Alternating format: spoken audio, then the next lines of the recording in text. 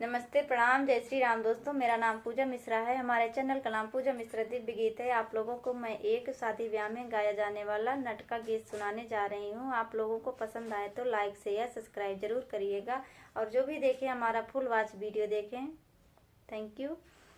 सीता का लैगा चोराई, रावणवा के दर्द न आई। सीता का लैगा चोराई, रावणवा के दर्द न आई। सीता के लैगा चोराई, रावणवा के दर्द न आई।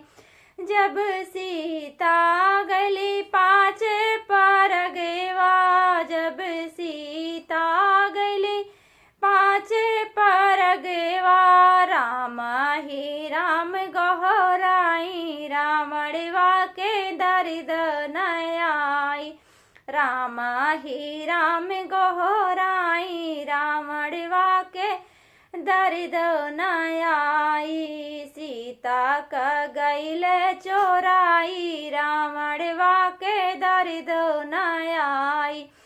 सीता के गैल चोराई, रावणवा के दर्द न आई।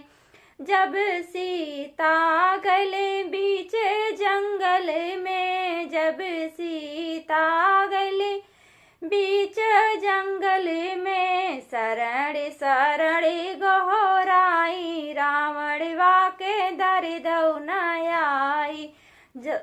शरण शरण गहराई, रावणवा के दर्द न आई। सीता के गैली चोराई, रावणवा के दर्द न आई। सीता के गैली चोराई, रावणवा के दर्द न आई।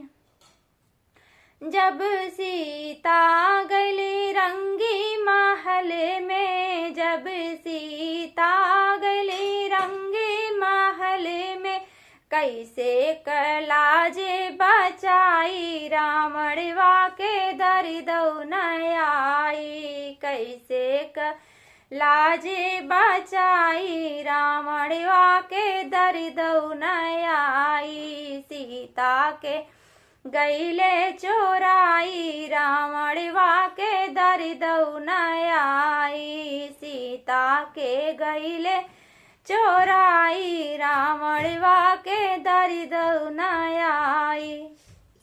Thank you. आप लोगों को हमारा गाना कैसा लगा प्लीज़ आप लोग कमेंट में बताइएगा अपने प्यारे प्यारे हाथों से।